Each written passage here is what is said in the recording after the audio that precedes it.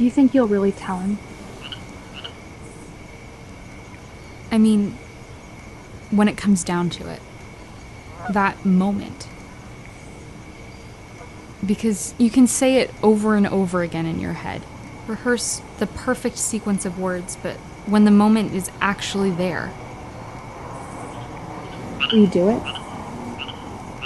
I'll sound stupid no matter what I say.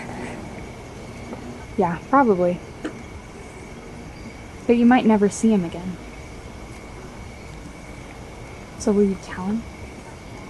Even though you'll sound stupid? What is it, Cass?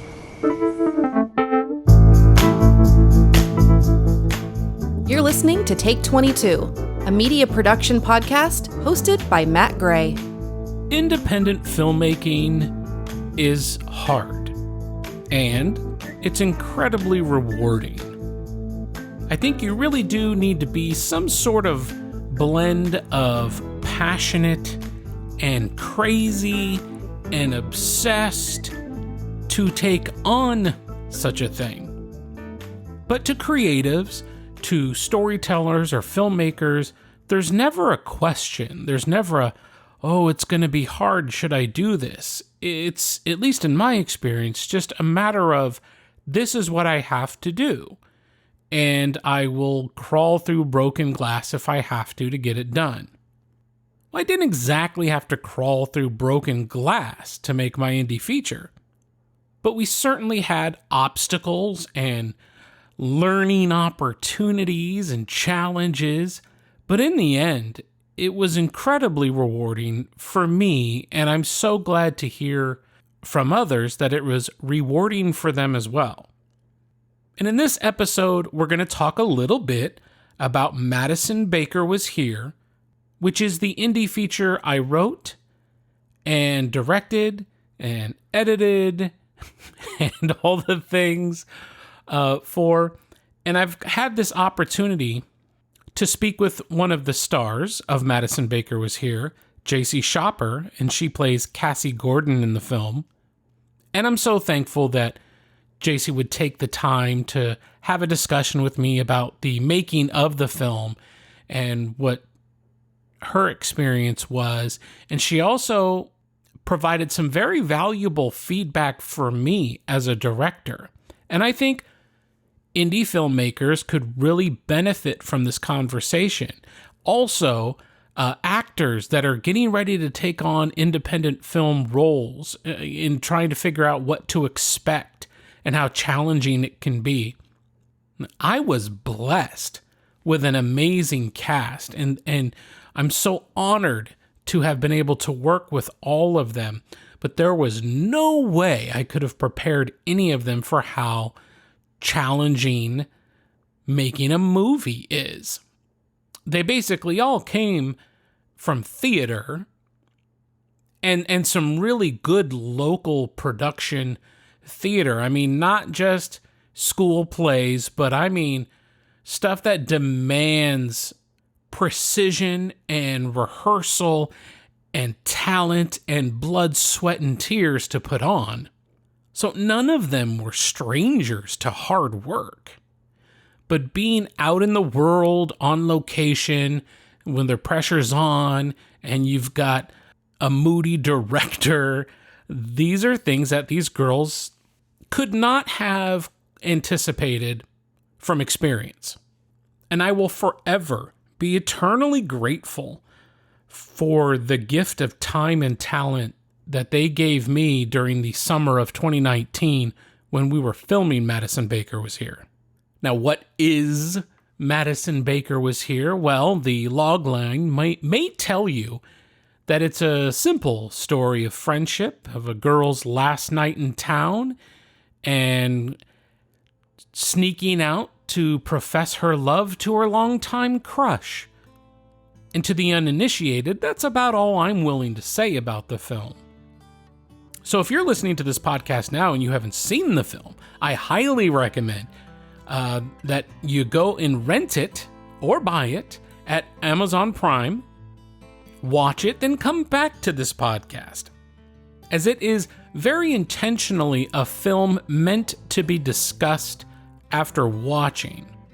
I think the shiny little wrapper that we put on it to make it look like a kind of just a fun friendship romp through town is intentionally misleading, but not necessarily untrue.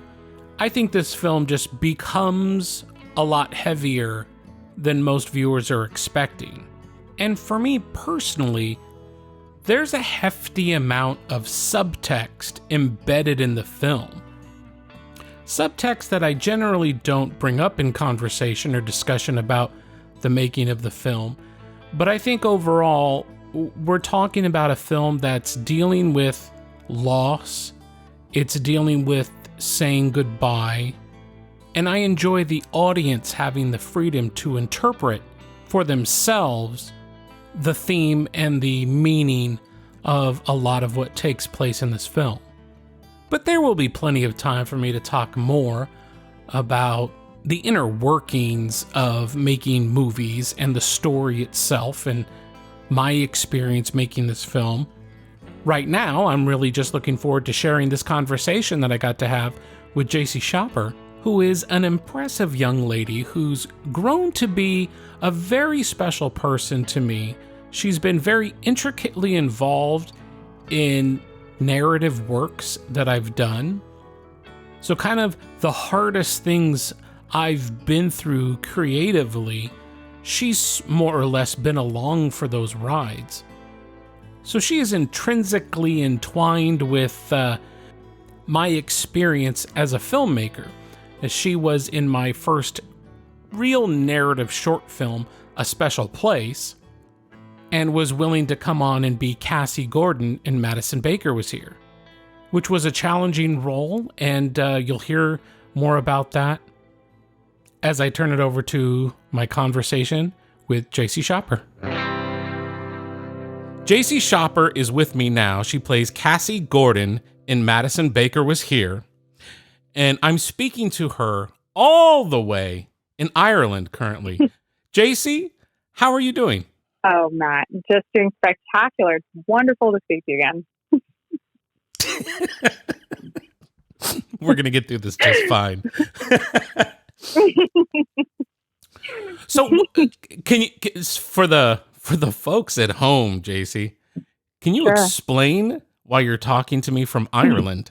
Yeah, I live here. I'm going to school here for a semester. So I go to Northeastern University, which is in Boston, but I'm spending my first semester abroad in Dublin, Ireland. Yeah, I've lived here since September, and I'm leaving in about a week and a half. I'm kind of sad about it, but yeah, that's where I'm at.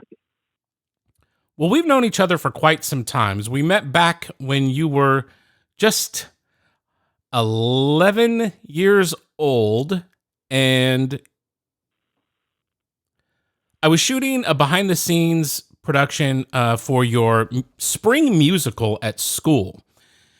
And when the first time, I noticed you was when you were on stage and being your character at the time. And I had really, honestly, low hopes for this production.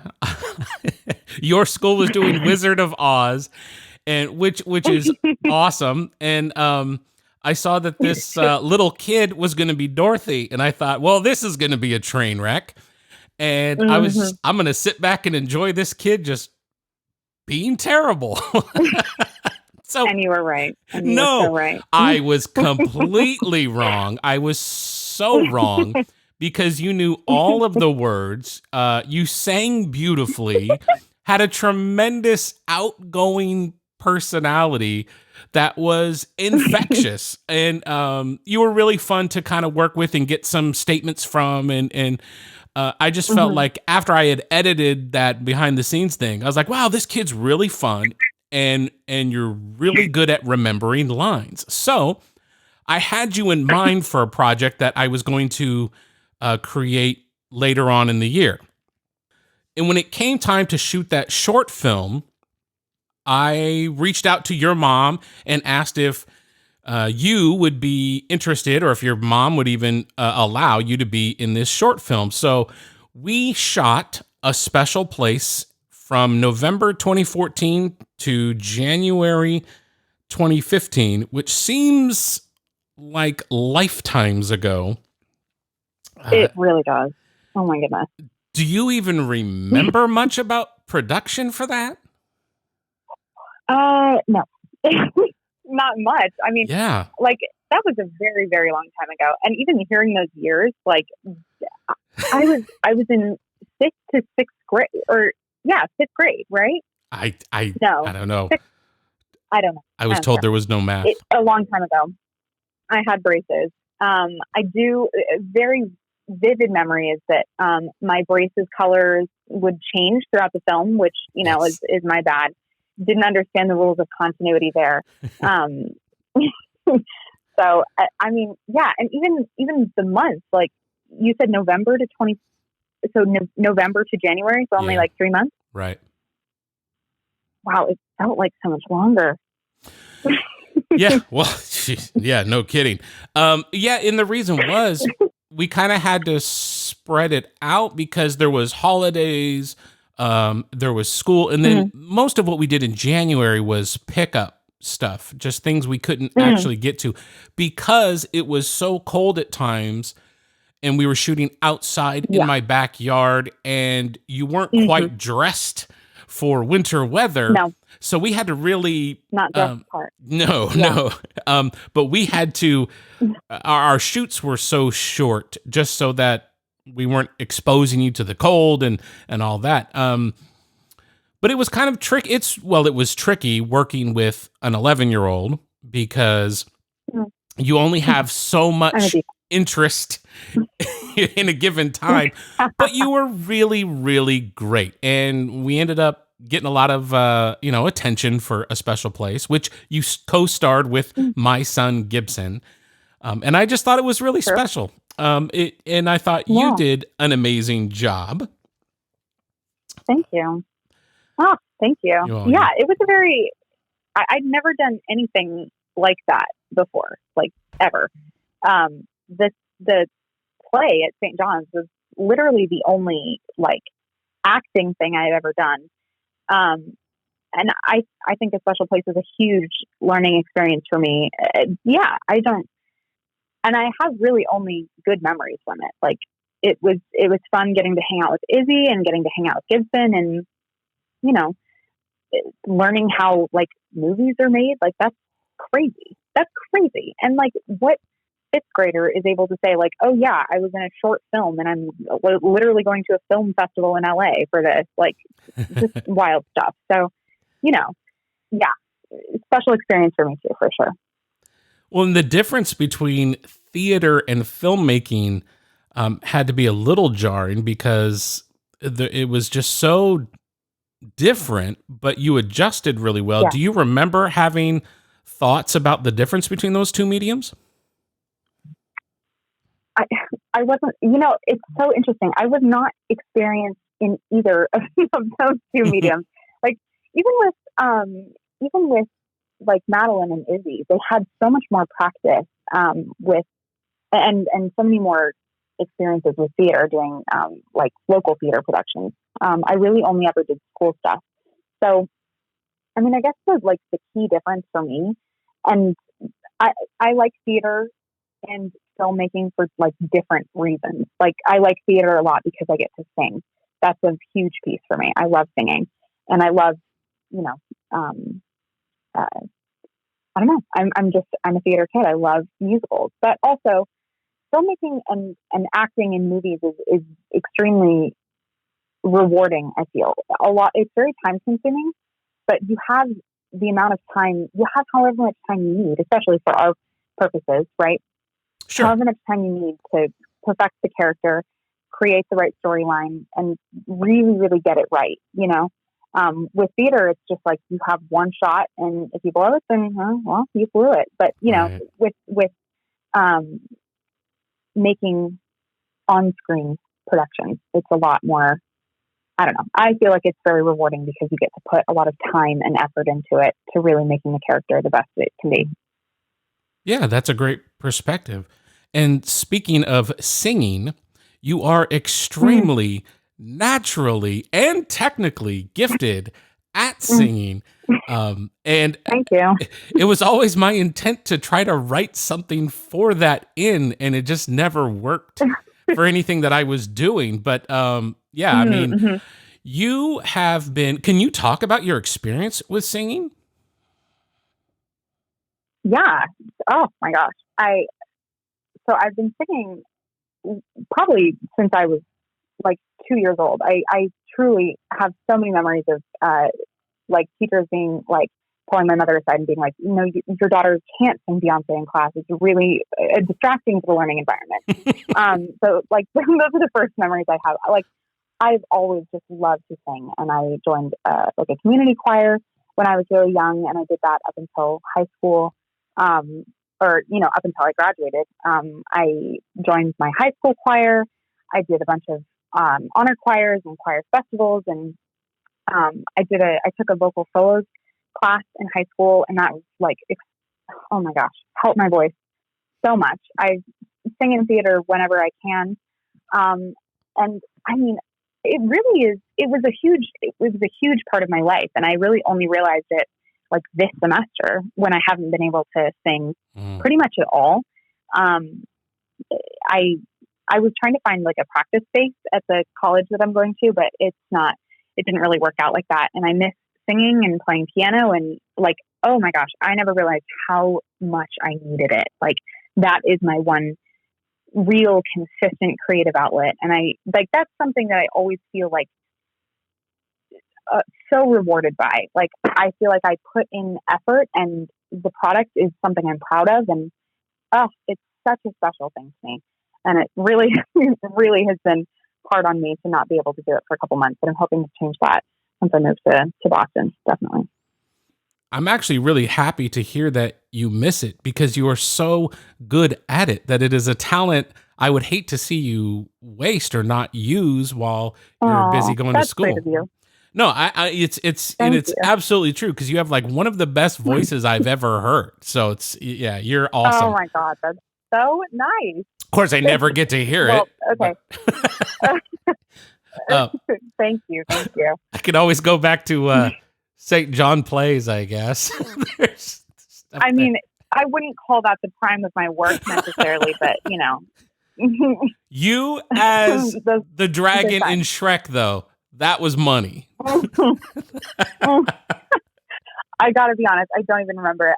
I probably have to go back and watch the video and probably cringe, but yeah, good times. Well, you had fun. Yeah. I did. That's true. Well, not too long after we finished A Special Place, we were back at your school. I was shooting behind the scenes stuff for another spring musical, and conversation came up about doing the next thing.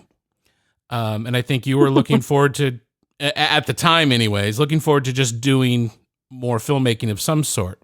And I was already working on some different concepts for other shorts. And I never really thought I'd ever work with minors again after A Special Place. Not that it was a terrible experience, but I just felt like I had worked with kids for years before that, and then I felt really bad about putting you and Gibson through the stresses that was A Special Place. So I didn't think I'd be working with young kids again. And by this time, you had to be like 12, 13 years old. After we had a brief conversation, I think you were helping me set up a camera or get a shot of something. And by the end of the day, I had a whole idea about a group of girls sneaking out and wrecking havoc among the town and causing trouble and getting into things that would cause them grief.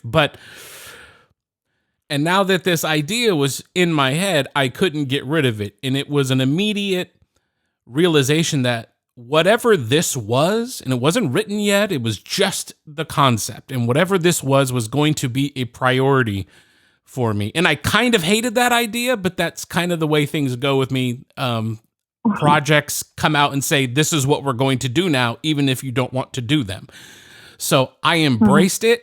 and I spoke with you. I spoke with Izzy Weaver, who played Jenna Lesky in A Special Place.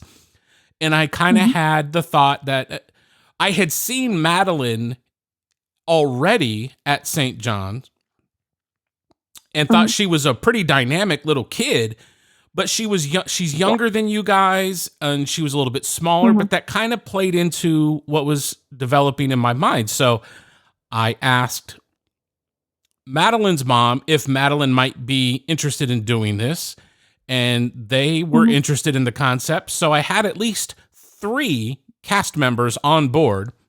And as I worked on the story a little bit more, I realized I needed this 4th friend in the main cast to help with the dynamics of the relationship. And Sophie Jenkins immediately popped into my mind, and I'm so thankful that she joined the cast with enthusiasm, because she brought way more than I even anticipated to the role of Blair Beckett. But when I first spoke with you, and this is so long ago now, because now we're talking 2016 that this was even an idea, and it took several years before we had a screenplay. But do you remember the initial conversations about Madison Baker Was Here? Sort of. Most of I don't know. Most of St. John's is a blur, honestly.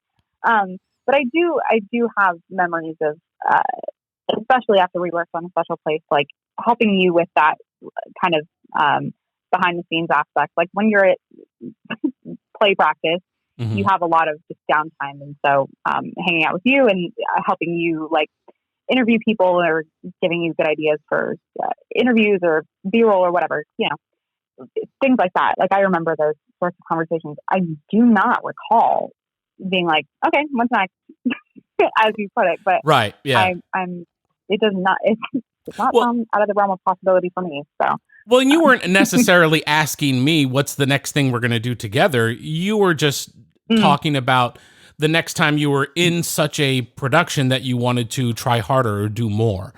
And I thought at that point, I was like, oh, I'm surprised you even want to do another film, because I just assumed, you were done with that. But so it was You're fun painting for it a me. lot worse, I feel like, than it actually was. It wasn't that bad. Yeah. Yeah. And I have a different perspective on it all. I'm so really critical about myself just as a director, because I was learning so much at the time, especially when we shot A Special Place. I was coming directly off of a horrific experience that summer of trying to co-direct help with a particular project. And I was really just getting into the narrative fiction type of world. So both for you and myself, A Special Place was like this first introduction into filmmaking this way. And it was very strange for me. In fact, I had conversations with your director from your school about how do I direct kids? Because I was really scared to just talk to you, because you were an 11-year-old girl, and I didn't want to make you mad or sad or hurt your feelings, because I'm not a great people person, especially when we're under directing conditions. So I didn't want to come across as upset with you or angry with you, because that's how I come across to a lot of people when I'm directing. So I just didn't want to make you cry and go home and tell your mom that you didn't want to do this anymore. So hearing that you were interested in just, potentially, at least at a certain point, interested in more filmmaking was encouraging to me. And I wanted an opportunity to work with you as you got older, because it was easier as you got older. And I really wanted to work with Izzy more, and and Madeline was just such a standout that, I really wanted an opportunity to work with her as well. So I would say that initially you 3 people were so inspirational for this story. So the seed of Madison Baker Was Here started in 2016, but it wasn't until 2019 that we were actually in production. And that was for several reasons. One, we started off as a short film. And as I began outlining things and writing the characters and writing dialogue, I realized that this was not a short film, that these characters needed more room to breathe, to be themselves. And I loved the interaction of the characters as I was writing so much that I didn't want this to be a short film. And I felt each one had a little something that we could build on more than you can in a short film. So I had to move, and we kind of lost one of the locations because I was going to use my house at the time. And then, I mean, you girls have busy school schedules and all of the extracurricular things you were doing. And it was really weighing on me for a couple of years about, wow, everyone's committed to making this film and we're not making this film yet. But it really worked out for the better, in my opinion, because I don't think you guys at 14 or 15 would have gotten through a feature film production like you did when you were much older. Well, much older, 2 years older. But yeah, you were 17 or 16? No, you were 16. Were you 16? How old were you in 2019? Oh man, I don't know. That's math. Yeah, probably 16. Okay. Yeah, well, 16 turning 17, I think. Right. Well, it is. Well, no, 15 turning 16, probably. Never mind. Oh, Okay. that's right. You were. You did have your 16th birthday in the middle of production. That's right. I do remember that. Okay. So you were turning 16, but yeah, at 14 or 13, I mean, it just would have been impossible to drag you guys around town for as much as we did when we were shooting Madison Baker. So, sure. And I think it also really lends itself to the story. I think I don't know. I really love the whole kind of, I don't know. I feel like the story really evolved as we evolved and grew up. And I don't know. I think it worked out very much for the best. Yeah, I agree with you. I'm glad it did. The timing was as it needed to be. Mm-hmm. So I give you... As with all things. What was that? I said, as with all things, Yes. Everything works out the way it needs to. I agree. So I give you the screenplay for Madison Baker Was Here. And while you probably had some ideas of what was in it prior, do you remember any initial reactions to our first official screenplay? Well, it was a little bit heavier than I had originally imagined. And I think you might have prefaced it and told me like, hey, you're playing you're playing a character that's got a lot of layers, And before that, we had done, I guess, sort of a drama. I mean, it's a scarier film, but it also was a lot more funny than I had initially imagined. I was like, oh, this has some comedic elements. Like, I didn't really know what to expect, and I was pleasantly surprised for sure. Oh, that's interesting. And we had conversations, you and I, about this character. Because once I decided who this character was, and this character was an opportunity for me to write in a cathartic way for things from my past. So you were tasked with a very difficult role in kind of representing me in the film. The film is written as an ode to me and my friends when we were teenagers, but it's not particularly analogous to those people or the friendships in those dynamics. But Cassie really is. So can you talk a little bit about accepting the role of Cassie Gordon? Yeah. I mean, it was definitely not easy. And I think I have a memory of like you telling me about this at like a Starbucks. And basically like giving me this very like, I mean, I don't know. This is a side to you that I'd never seen or understood or, and I was still fairly young at the time, so I didn't understand a lot of things about what you were telling me. But I ultimately, in everything about this movie, I just wanted to like make you proud and do credit to your story and to your, your personal growth. Like that was ultimately, my goal. And I had, I guess not doubts, but just some worries about whether I would be able to do that. But I think the fact that you chose me for this role meant a lot to me and gave me some confidence. Like if you thought that I could do a good job, then you must like see something in me that maybe I don't, and that was, that was nice. Good. I don't. Oh, yeah.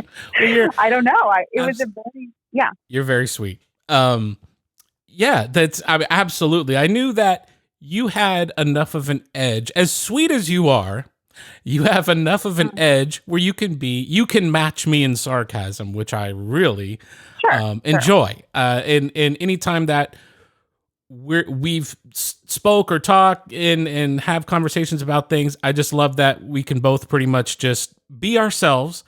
And and at least I hope you don't take a lot of the stuff I say seriously, because I mean none of it when I'm being sarcastic. Right. I just try to hide the fact that I think you're pretty awesome. So you being Cassie was important to me because I knew that you, more so than anyone else that I was aware of, could be sort of this bitchy. And I don't want to be super spoilery about this role, but taking it on did require a meeting between us. And we did go to a Starbucks, and I told you about Cassie's story, which you were mortified by. And then I told you that is actually my story. And when I saw, and kind of what I was looking for at that point was to see, does this impact you? Do you feel this at all? Because that would tell me how capable you might be to really feel the weight of what she's carrying. Long story short, I knew that you were absolutely capable of doing anything in this role that I needed you to do. So I would have been devastated had we lost you as a cast member during what seems like a decade to me of waiting to actually shoot this film. And I think the most critical moment in the film for Cassie, and really probably the most worrisome scene for you, is Cassie speaking with Madison Baker alone and revealing to Madison something she wanted to tell her. And that night took two different shoots, so we could do one angle and then the reverse angle. And do you remember anything from that evening? What was going through your mind during that? Well, I was kind of dreading that night of shooting for sure. Just because I genuinely I kept, I don't know. Let's think. I kept messing up on the words a lot. I remember I wasn't very good at script memorizing anyway, but that night in particular, I remember I really wanted to get the words exactly right and not to, because I knew how intentional every part of that was. And I wanted to get it right. A huge challenge for me. And I distinctly remember this. We probably said the word, you probably made me say the word bullshit 5 million different times because I think something different about it is, between me and Cassie anyway, is that Cassie was very a lot of this hurt and anger, or hurt and resentment that she had, manifested in a very aggressive and angry way. She really felt a lot of pain from that event. And I mean, obviously, as a child, you don't know how to process those emotions in a healthy way. And so, you see, as Madison is trying to comfort her, she immediately lashes out and is that's her fight or flight response. It's fight response. So I remember that very distinctly. That didn't come naturally to me. But, I did my best. I worked on it. I tried, and I think when I watch the scene back, I do feel proud of what we did there. I think it turned out really well. I agree. I think you did an amazing job, the both of you. And that, for me, it's a gutsy scene to put in a film because it's super chewy. There's so much dialogue. It's one of the longest sequences in the film, and it's just two people talking. And to do that is, it's like against a lot of rules you should be following in filmmaking. But I felt like this was kind of the point of the film, as viewers find out, is that Madison is discovering the impact she's had on these friends. And that's the first one we really get into. And it's pretty heavy. And I think after that, it really changes the film. But changes the tone for sure. My memory from that evening, just so you know, was that's one of the nights I felt like you were particularly on and with it. And on both nights that we shot that scene. And I could tell that it was important for you to get it right. And I loved the chemistry between you and Madeline, who plays Madison Baker. The two of you seemed very prepared and ready to do that scene. So I was very proud of you guys. And I knew that after we got that done, everything else is going to be just fine, because that was the toughest scene. Talk about working with this cast in particular. You went to school with them, so there was a bit of history there with almost everybody. What was it like working with friends on a film? It's genuinely like that. That was probably the most special part of this whole experience. I think Sophie and Izzy were in the same grade, so they kind of knew each other a bit better. And I knew Izzy through. I knew all of them through like St. John's Productions. That's pretty much where we spent most of our time together. And I went to the same high school as Sophie, and so we got relatively close through like carpooling and things like that. But that summer was so special to me because I feel like the chemistry between all of us, just as a friend group, is so natural and normal and funny, and we had such a genuinely good time. It's so special. And like I said, talking to Sophie just even a couple of months ago, I'm like, holy moly, I feel like I'm, just unloading my entire life. We're talking for 3 hours straight. Just, I don't know. I have a very special bond with those girls, and that was my favorite part of the film by far. It was so much fun getting to know them and getting close with them. Well, and I feel like I got to take advantage of that familiarity because, to me at least, it feels like these girls do know each other on screen. And with all the pressures of shooting an indie film with no budget and on tight timelines, it was nice that you guys could come together and have that chemistry immediately, and we could just get right into it. There didn't need to be a lot of warm up, and nobody was shy, that's for sure. So it was just like a cheat code in the film, and I was always banking on that because the film only works if the audience falls in love with the characters, and that's the biggest feedback I've received about the film, is that people come to love the characters so much, and they want to see, okay, well, what happens next with these characters? Which we'll leave that to just anyone's imagination. Sure. But and I just distinctly remember that being a huge issue. Like, I got along with Sophie too well. You're like, no, you need to like hate her. I'm like, I don't think I can.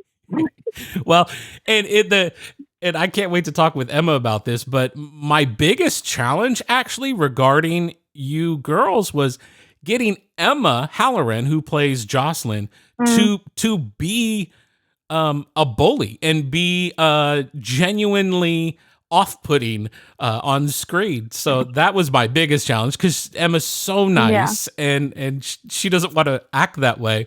But if anything, it was a challenge for me to corral 4 teenage girls in between setups to be ready for shots, especially when they're all goofing off and speaking in accents that have nothing to do with the film.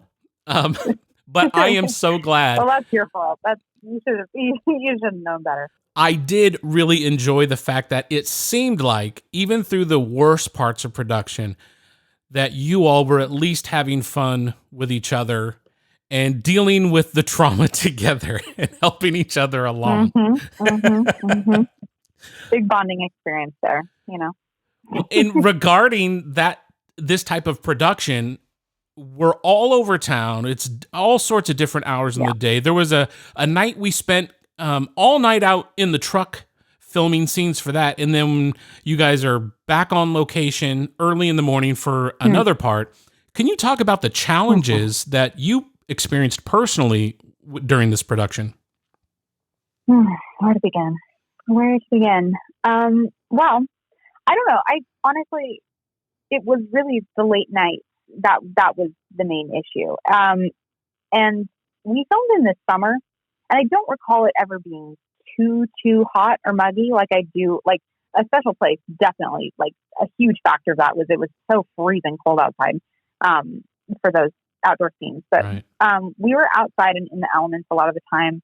And the thing about making a movie is that it's not just, you have to actually set up the shot.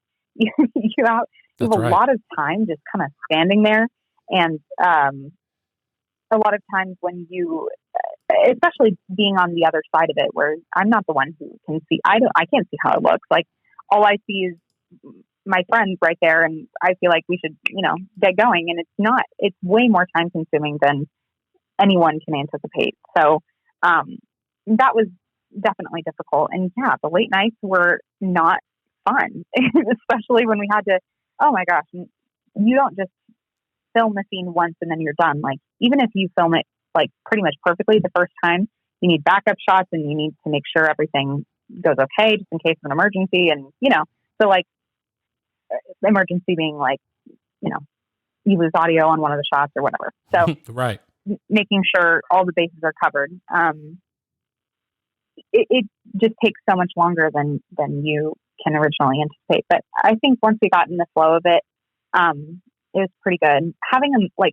There was about a month where we didn't film. Pretty much, I feel like the entire month of July, I was gone. So there was an entire month off, and then getting back into the routine of things after that was tricky for sure. And then we were all starting school. So I think definitely like the latter half of the latter probably quarter of the filming was probably the most difficult part, just because, mostly just the late nights and being outside and having to wait for the shots and all that. But again, it was super fun. Like Izzy and Blair? Yeah. Now you made my mistake. So, originally it was Claire, but it was rewritten as Blair. I know. Exactly. Izzy and Madeline and Sophie, they got me through it for sure. And we had so much fun together. We really did. Shooting during the summer was really difficult. So many challenges. Considering most of this film is at night, we couldn't record until it was 9 p.m. And then I had about 120 minutes of you girls being on board. And then I knew that I'd start losing you as the night got later. So that was a complication because we would have to set up much earlier so that we had light to even set up, and then start recording almost exactly at 9. And then by 11 or 11:30, everyone's really tired. So that was a big challenge, but I was so grateful that you guys were really willing to go through those torturous times, because Izzy and Madeline were both still involved in theater productions during the day. They were at rehearsals, and you have things going on in your life, and Sophie has things going on in her life. So everyone's living their lives and then coming out to shoot a feature film at night, which is extraordinary. So I am just forever grateful to all of you for putting up with it, for even coming on board to do this. Of course, none of you had any idea how much work this was going to be, and there was nothing I could say that would properly prepare you for that type of the type of endurance that would be required. But I will say that there were scenes that we shot that I specifically made them on the back end of a late night because I wanted you guys kind of dragged out and tired in the scenes so that it would show on you. And one of those mornings, actually the morning we shot the goodbye scene where all the girls are separating, on that day, you guys showed up and you were so exhausted and tired from the work we'd done that I felt like I needed to give you guys a couple of weeks because, you were going to leave. You had something you were going to do, but we were still going to try to get like a couple of days in of shooting prior to that. And I asked you guys, would you like to just take some time off and come back more prepared to be miserable? And everyone was in agreement with that. So, and that's probably the one scene in the film, the goodbyes, that I wish I could go back and reshoot. Cause one, everyone was so tired, and including myself. I mean, I was exhausted too. I'm no spring chicken. So shooting the film was very difficult for me because often I would have to come while everyone else got to go home and go to sleep. I had to come home to break down all the gear, transfer media from the cards, prepare everything for the very next shoot, and there just wouldn't be any sleeping at all, which is what I signed up for. So I was ready. Yeah. But I feel like there's some sloppiness on my part. Well, any problems in the film that I look at, I take all the blame for, obviously, as any director should. But I wish we had that one scene back. Even with that in mind, I look at everything in the film so fondly because I'm always reminded of how much you girls went through to make this happen. And I'm just eternally grateful that you participated at all. So, Jacey, having gone through making a feature film, were there any scenes in the film that you were looking forward to seeing? Because there were things you weren't involved in for shooting, and there's plenty of scenes you were involved in. Did you have any thoughts about what's this going to look like? Yeah. I think I was pretty anxious about the way that the really heavy scene with me and Madison was going to turn out, but I was really excited to see the way that all came together. And truly, any of the funny comedic scenes, like I just remember being terrified by that doll or whatever, the mannequin that guy had on the bridge, or not. I mean, the walkway up there. Right. I was really interested to see how that would play in. I can't even recall all the scenes off the top of my head that I wasn't in. There weren't a whole lot, were there? It was mostly like, what were the scenes with the adults? I'm trying to remember. Well, there was stuff with Paige and Walt. That was at the house that you weren't there for. There was Madeline's stuff at the school that you girls weren't part of. Right. Well, yeah. Getting to see Sydney was really, really funny. I love those scenes because it's so funny that they're sisters in real life, and and right. Sydney's a star in her own right. She's so talented. Absolutely. So I was really excited to see those things as well.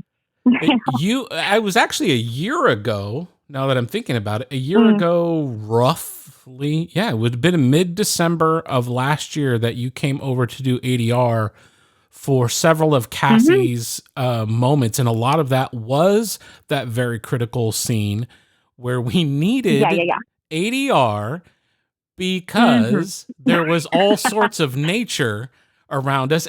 Yeah. And the most awkwardest nature that could be. Just loud birds, the frogs are extremely loud, and you're trying to be emotional and tell this story, and we just have these terrible sounds. So that was the horrible honking noises and of these birds. It was just nuts. Yeah. It's a nightmare. You even showed them to me, and I was like, yeah, this is definitely not salvageable. But I think now after you came in and did that ADR, we were able to work it out a little bit better, and I'm very happy with it now. But just another tough thing of indie filmmaking. We were out there, and you were having to perform this emotional scene while birds were potentially mating and frogs are looking for their mates. Sure. It was a little awkward. It's the middle of the summer, Yeah, for sure. And we also had a bit of another interesting point of production was that Ryan Bright's house you were very familiar with because that's where you lived at the time. Yeah, I know. And you had another problem we had, which was really, it's probably my biggest regret in the film actually, was calling off production one night because a light out in front of your house, a street lamp, was intermittently going off and on and changing the lighting of everything we were doing.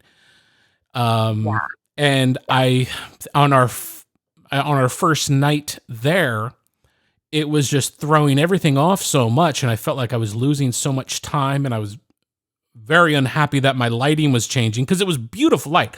I mean, we had scouted your house prior, and I was like, everything works perfect right here, and that's part of the reason we chose your house. Was one, it would be familiar for the cast, so if anyone needs to go to the bathroom, they can run inside.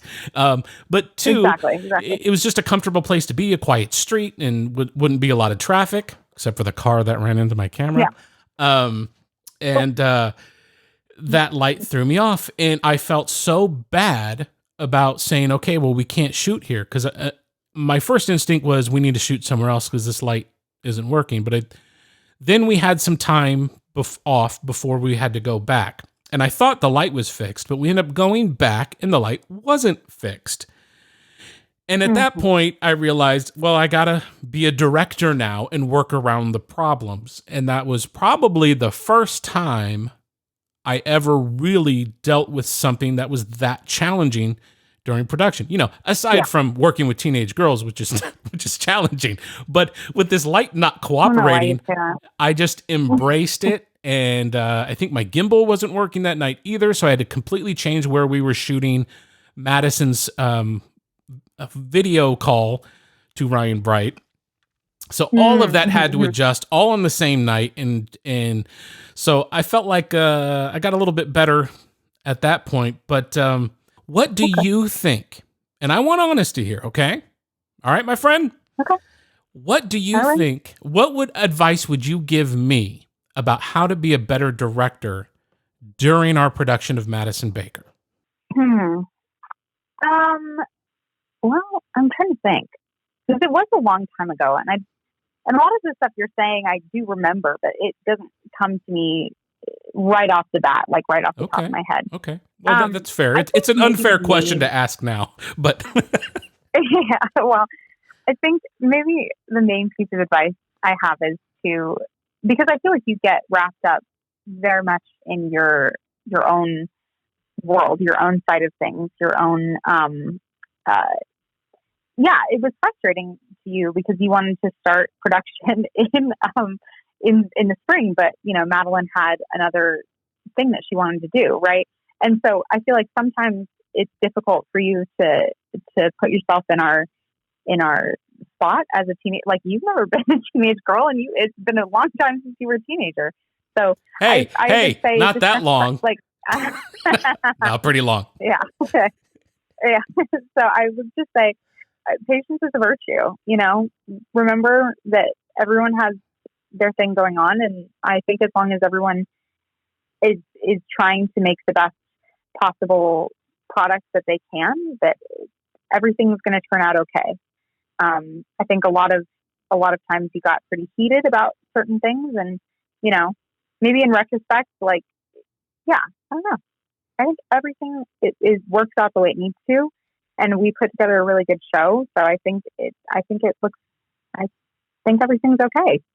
Well, that hits home for me because I think patience, especially with others, and a lot of the times, secretly, it's just patience with myself. I get frustrated at myself, and then it's projected onto others, or others think that I'm mad at them, and I'm not at all. And it's circumstance or my decision making or my inability to cope with whatever's happening. But I think what you say rings very true to me, and it's good for me to hear that. And I think other directors it would be helpful for them to hear that also. Just patience is so important, and it's not easy when there's a ticking clock, and the Exactly. cast is tired, and we're all here basically doing this for free because this guy asked us to. So I always try to, during production, I always try to keep in mind that you guys have chosen to be here and are trying the best you can. And it's just, for me, we did the things you shouldn't do. With no budget, don't shoot a feature film. Don't shoot it in like 47 locations. Don't have a giant cast. Don't make it at night. Don't shoot it in the middle of the summer. We broke all the rules to make this film. So it was often a tinderbox. And again, I'm just so grateful that even with my impatience at times, that you were all patient with me. And at least you guys have worked with me in the past, and you know that I'm not going to hit anybody or shoot anybody on set like Alec Baldwin. But I thought about it. Yeah, well, you never know. Well, and also I feel like the main takeaway that I have is I feel like the times that I felt best about my performance is the time when I really felt like I had the right amount of time and not too much pressure to really like make the character the best that it could be. Right. I feel like the best times that we had shooting, and I feel like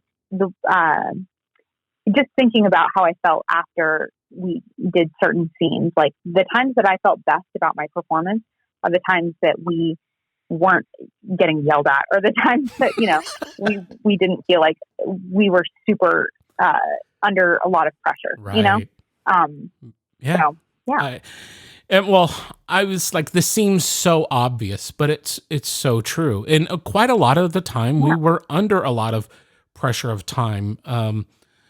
But I agree. And it's those moments where I feel like it's probably these same moments where I feel like I'm actually getting to direct and not just solve problems so that we can hit record. And a lot of directors, most of your job is just answering questions, solving problems, and then if you're lucky, you get some time to actually direct. And it's at this level of filmmaking, it's so infrequent, especially when your cast is busy. We can't sit and do a lot of read-throughs and do a lot of preparation, and it's certainly different once we get on location and the clock is running. But yeah, I think one of my most favorite moments with you in the film is the sort of confrontation with Madison Baker at Ryan Bright's front door. And I mean, just when you do have time to breathe and be that character, it really shines through. And that, certainly, I feel the best when the cast is able to do that as well. And it was pretty infrequent with this film that we did get to have quiet moments. And one of those moments was right out in front of Ryan Bright's house / your house at the time, where it was our last scene that we shot. And I think you went inside and Sophie had left, and it was just Madison Baker and Nina Gates sitting on the curb. And honestly, that was probably the first time, and it was our last scene, but it was the first time during the film where I felt like I can direct now. And it really shined a light on how important it is to give actors that room to breathe and be the characters. And that's something that's super hard to achieve during indie filmmaking when you're shooting all across town and making terrible decisions about where this needs to take place. But it adds, all of our locations add so much to the film. I agree. Yeah. Having gone through all this, Jacey, what advice would you give to young actors who are preparing for something this big? Well, first of all, I think it's a pretty, unique position that we're put in. Like I kind of, even in preparing to do this interview, I was just kind of reflecting on the time that we spent like 2 summers ago. I wish I would have appreciated what exactly we were doing a lot more at the time. That was a huge summer for me, just personally, like personal growth wise. And also that was pretty much the biggest undertaking of any like acting thing I'd ever done. Right. So that was a huge summer for me. And I think a lot of the time I was, maybe caught up in my head and not really, I don't know, maybe just worrying a little bit too much.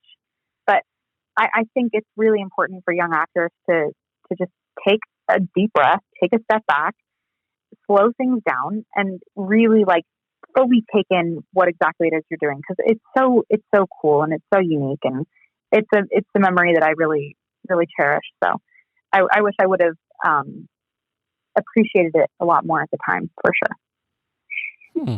Well, and also get the directors to buy you your favorite snacks. That's also super important. Having an ample supply of chocolate milk obviously was very, very important to me at the time of filming, is still very important to me now, to my own personal mental sanity. So, chocolate milk, Nutella, icebreakers, just having the things that make you great on hand. Yeah, so craft services did take care of your needs for snacks and chocolate milk. Sure. That was very important. Definitely. And that's part of being a director, is making sure your actors are put in a position where they can be happy. Yes, I hope we did that. Definitely. Definitely. We have plenty of behind the scenes footage that would attest to that. I love what you said about taking the time to appreciate the experience more. And you can't overlook the fact that a summer where a girl's turning 16 and, there could be personal relationships and you have school and you're thinking about your future and all of these things. It's crazy to take on the act of shooting a feature film and being an important character in that film. And it takes so much time. So, I hope that I appreciate your sacrifice, not only for that summer, but the years it took working up to that, the meetings that we had to have regarding the film, your experience in a special place, and just all of the help that you gave me at St. John. You were always involved in something I was doing for the behind the scenes stuff that always helped me greatly. And in fact, both you and I, whether you liked it or not at the time. Well, right. Yeah. Well, and both you and I would get in trouble because of our interactions, because we spent too much time. Oh, well, you were supposed to be with the cast or with tech crew, and we both get yelled at for your assistance, but it was very helpful. And, I've always appreciated our friendship, and it's so great to see you just blossoming in Ireland and soon to be Boston and pursuing a career that you're very interested in. Do you want to talk a little bit about that career and what inspired you to take this path? Yeah, well, it's still very much in development. I have a lot of personal interest in the field of neuroscience, and especially like cognitive behavior. That's a huge part of it. So I'm still considering my options in terms of what I want to do career-wise. With that, my official major is behavioral neuroscience and philosophy. And I'm really excited. I'm taking 4 philosophy classes next semester, which I'm just ecstatic about. I'm really excited to delve more into that. But yeah, and then in terms of like what I want to do in the future, I might go into research, or I could go a completely different route and get a master's in psychology and become a therapist. Like the options are endless. But yeah, my brother has epilepsy, which is, a big part of me discovering how little we know about neuroscience and just the challenges that come with neurological conditions. So that's kind of led me into this career path that I'm really excited to explore. Yeah. Well, you are an amazing and talented young woman, and I look forward to seeing the path that you blaze going forward. And I'm always super impressed when I speak with you, so I appreciate your time to be on this call with me. Do you have any questions for me regarding the film? What would you say do you think you would ever work with teenage girls again? That's a very important question. Ooh, that was a personal struggle for you. What an interesting question that is. It's almost like I would have set you up for that, and I didn't. I would not. Here's the thing. There's nothing about my experience that makes me go, I'm never going to work with kids again. Absolutely not. I think what I've probably learned through this experience most is that casting is directing. And just like the point that you brought up, actors need room to breathe and not only be these characters, but make sure that they feel confident about being these characters. And there's just more in pre-production and rehearsal that needs to be tended to. I can't just expect people to show up and go on action. Know what you want. Right. Yeah. So that I would definitely work with teenage girls again, or, whatever, minors of any sort. But casting, there needs to be auditions, and there needs to be room for these people to better embrace their characters. Now, thankfully, with Madison Baker, the roles were written for you guys specifically, so it was kind of easier, I feel, for you guys to slip into these roles. And a bit more challenging for you because you're not the bitch that Cassie Gordon was. Well, come on now. that I'm aware of, anyways. Yeah. Well, some might disagree, but yeah, no, I know what you mean. So I would absolutely do that again, and I feel much better about it now that I've been through boot camp with you and Sophie and Izzy and Madeline and Emma and Sydney. And the next a whole lot of us. Yeah. And I spent the better part of 2 years in post for this film because of COVID. When this film, right after its initial assembly cut, and I was probably going to be about 4 weeks out from finishing it, that's when everything shut down. And matter of fact, I think we did a little bit of ADR, like just a couple of days before 2 weeks to slow the spread started. And I was ready to get this movie finished, but then theaters closed, film festivals shut down. Every bit of business plan that I had going into making this film and completing this film was just wiped out. And all I had was this film with nowhere for it to go. And it was really depressing. So I kind of abandoned it on a hard drive for a while and was working on other things until a different film festival reached out and said, they had seen the assembly cut and they were like, we really want this film.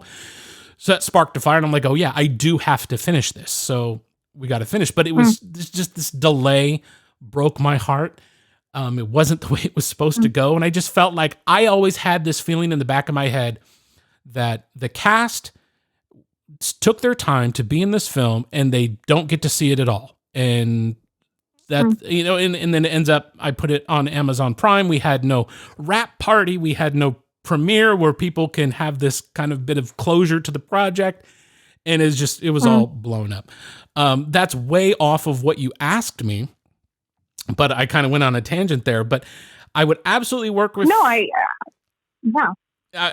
next thing that I'm going to do, well, I can't say that. Then it is probably the most likely project for me next. There's a lot going on. This film did things for me professionally I wasn't expecting. It was, for me, Madison Baker Was Here was an education for me, and I hadn't really expected it to get much attention. I knew that I would be proud of it. I knew that it would be, pat myself on the back, but a good film. I credit the cast for being lovable.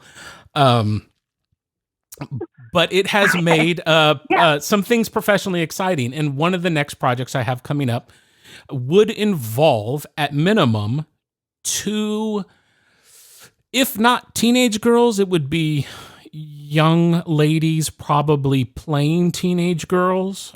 So that just kind of that gets into SAG and laws and stuff like that, because Madison Baker Was Here was completely guerrilla indie filmmaking, and so there was child labor going on there that I can't do that again. Wow. But yeah, it would be again kind of a comedy, and 2 main girls would be the stars of the show. And that was interesting to me, because is that's this something you have written, or is this something someone has approached you with? It's one of my screenplays, which I've written several or have outlined several in the downtime we've had over the last couple of years. I get a lot of time to sit in the office and write. And like the one I'm most excited about, there's just a couple of problems with it that I'm still trying to work out, and I can't quite get those problems worked out. So this other idea I had been working on, it's like everything is clear. I can go do it tomorrow if I want. I would guess I would have to go through casting first, but everything's good to go. And I'm just still trying to perfect it and trying to choose wisely about what I do next. But I'm pretty excited about it, and it would be fun. I don't know who would be in it. There may be a cast member from Madison Baker Was Here involved in that production, but that's a conversation we're having behind the scenes, and there's certainly no commitment on either side, but it would be fun to work with any of you again, but I would work with teenage girls again. It's just I need to be a better director. I want a better environment for my cast going forward, and that's probably the biggest thing that plays a key role in this potential next project, is that it's one location during the day and completely pretty much locked off, and we'd have no outside issues or time problems, so it would be wonderful. Wow, yeah. That's really exciting to hear. I'm glad you weren't completely scarred from this experience. No, I mean, for me, absolutely not. I mean, I adore all of you, and it was so cool to be able to work with all of you. If anything, I'm scarred by, it's just the inward looking of, have I let them down? Did they have a terrible time? Are they wondering where the hell this movie is? Are they embarrassed of what we created? Those are the biggest concerns for me, which will never go away no matter what any of you say. But I think what's helped alleviate that is outside feedback from people who have no skin in the game, who have no obligation to tell me otherwise, have just raved about the movie and the performances from you all. So that makes me, That's wonderful. That makes me very happy. That's great. That's great. Yeah, people in my life too, who I literally never, I don't know. I feel like I got a text from an aunt of mine. I'm like, I didn't even know you followed me on Facebook. Like, what are you talking about? How did you know? How did you know this was happening? But people in my life, even that have no skin in the game necessarily, have reached out to me and told me how much they love the film. And it's just so special. And I'm so glad it's reached so many people, and that it's in such an accessible place for everyone to see. Like, that's super exciting. And I'm just I'm so pleased with what we've created as well. And I'm very, very proud of you, very proud of everything that it's done. And it was a great experience for sure. Well, thank you so much, Jacey, for saying that. And again, I appreciate your time coming on and talking about your experience.